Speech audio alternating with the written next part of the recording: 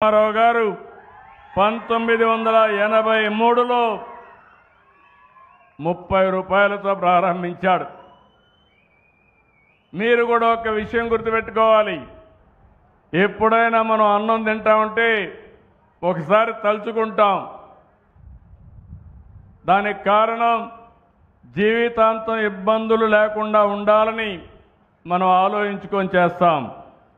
అలాంటిది ఈరోజు మీకు 6,000, 10,000, 4,000, 15,000 వస్తుందంటే ఒక్కసారి ఈ పింఛన్ ఇచ్చేవాళ్ళని కూడా మీరు తలుచుకుంటే ఇంకా ఎక్కువ పింఛన్ రావడమే కాకుండా మీ జీవితాల్లో వెలుగులు వస్తాయని మరొక్కసారి మీ అందరికీ విజ్ఞప్తి చేస్తున్నా.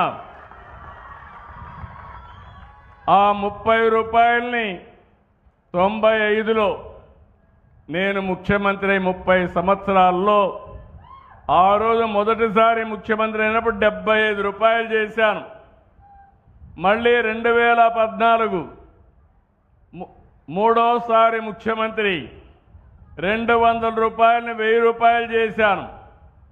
దివ్యాంగులకి 1500, 500 వచ్చేది. ఒకేసారి 3 రెట్లు పెంచాను, అది 1500 అయింది.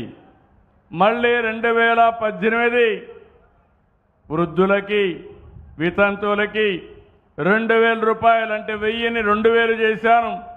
దివ్యాంగులకి 1,500 3,000 చేశాను. అంటే మీరు గుర్తుపెట్టుకోవాల్సింది 5 ఏళ్లలో 10 రెట్లు పెంచిన పార్టీ, దివ్యాంగులకు 12 రెట్లు పెంచిన పార్టీ తెలుగుదేశం పార్టీ. ఇది కాకుండా ఈరోజు మీరు ఒక్కసారి చూస్తే ఒకేసారి దివ్యాంగులకు ఇచ్చే పింఛనే కాకుండా ఇంకో పక్కన పెద్ద ఎత్తున 6 నెలల్లో దివ్యాంగులకైతే మొత్తం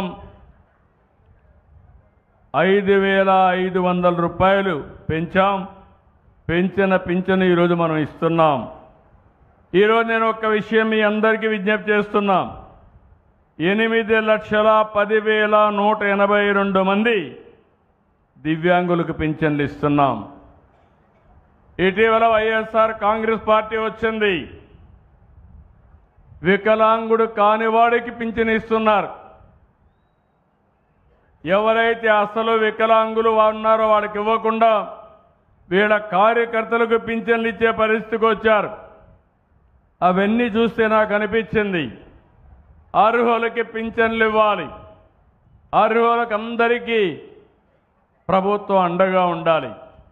ఎవరైనా సరే అనర్హులుంటే ప్రభుత్వ ధనాన్ని దోస్తా ఉంటే దోపిడీ చేస్తే అలాంటి వారిపైన చర్యలు తీసుకోవాలా లేదా అని మిమ్మల్ని అడుగుతున్నా. నేను మీలో కూడా ఒక మార్పు రావాలి. చెడును చెడు అని చెప్పాలి, మంచిని మంచని చెప్పాలి. ఎప్పుడైతే ఆ ధైర్యం మీకు వస్తుందో, ఆ సామాజిక బాధ్యత మీకు వస్తుందో అప్పుడు మీ అందరికీ న్యాయం జరుగుతుంది. అదే నిజమైన రామరాజ్యం అని మరొకసారి మీ అందరికీ విజ్ఞప్తి చేస్తున్నా. రామరాజ్యం మనం విన్నాం, చరిత్రలో ఇప్పుడు కూడా వింటున్నాం. మంచి పరిపాలన ఉంటే దాన్ని రాముడు మారిగా పరిపాలించాలి, ధర్మాన్ని న్యాయాన్ని కాపాడాలని చెప్పి అన్నప్పుడు మీలో కూడా అలాంటి ఆలోచన విధానానికి మీరు శ్రీకారం చుట్టాల్సిన అవసరం ఉంది. అందుకే నేను ఈరోజు మీ అందరికీ ఒకే ఒక విషయం చెప్తున్నాను. నేను మీకు అండగా ఉంటా. 30 ఏళ్ళు నన్ను చూశారు. ఎప్పుడన్నా నేను లీవ్ తీసుకున్నానా అని మిమ్మల్ని అడుగుతున్నా. ఎప్పుడన్నా సిక్ అయ్యానని అడుగుతున్నా. నిద్ర లేస్తే నిద్రపోయే వరకు మెషిన్ మారిగా పనిచేస్తున్నానా లేదా అని మిమ్మల్ని అడుగుతున్నా. అవును అంటే చేయలేదు చెప్పండి అవునని.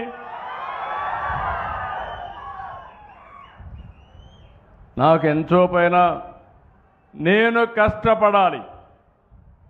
నా ద్వారా ప్రభుత్వ యంత్రాంగాన్ని పనిచేయించాలి, అభివృద్ధి చేయాలి, ఆదాయం పెంచాలి. పెంచిన ఆదాయం మళ్ళీ మీకు సంక్షేమ కార్యక్రమాలు ఇవ్వాలి. మీ పిల్లల్ని బాగా చదివించాలి, ఉపాధి అవకాశాలు కల్పించాలి, మీ భవిష్యత్తు బాగుండాలని చెప్పి ఆలోచించాను. మొన్నటి వరకు వితంతువులకు పింఛన్లు ఇచ్చేవాళ్ళు కాదు, భర్త చనిపోతే పింఛన్ లేదు, ఎన్నో ఇబ్బందులు పడ్డారు. ఈరోజు నేను వచ్చిన తర్వాత ఒకటే చెప్పాను, భర్త చనిపోతే ఆ నెల నుంచి ఆయన భార్యకు పింఛన్ ఇచ్చే విధానం, వితంతు పింఛన్ ఇచ్చే విధానాన్ని తీసుకొచ్చామని చెప్పి కూడా నేను మీకు తెలియజేస్తున్నా. ఈ నెలలో మీరు చూస్తే 3,14,7,872 మందికి వితంతు పింఛన్లు కొత్తగా ఇచ్చాం. ఒకప్పుడు కానీ ఒక నెలలో కానీ తీసుకోకపోతే రెండో నెల ఎగ్గొట్టేవాళ్ళు. నేను ఇప్పుడు చెప్పాను, ఒక నెల పోతే నెక్స్ట్ మంత్ ఇస్తాం. ఇలాంటిది ఈ ఒక్క నెలలో 1,20,187 మందికి 101 కోట్లు మీకు ఇచ్చాను. అది మీ మీద ఉండే నాకు ప్రేమ. ఓసారి పేదవాడు ఇంటి దగ్గర ఉండడు, ఉండకపోతే ఒక నెల తీసుకోరు, బంధువుల ఇంటికి పోతారు, అలాంటప్పుడు ఎగ్గొట్టే పరిస్థితి రాకూడదని ఇచ్చాను. రెండో నెల 2 నెలలు తీసుకోకపోయినా 3వ నెల మళ్ళా ఇచ్చాం. అలాంటి వాళ్ళు 3 నెలల్లో ఈ నెలలో 11,986 మందికి ఇచ్చాను. ఇదొక 15 కోట్లు ఇచ్చాను. నేను కూడా మిగలబెట్టుకోవాలంటే ఈ 3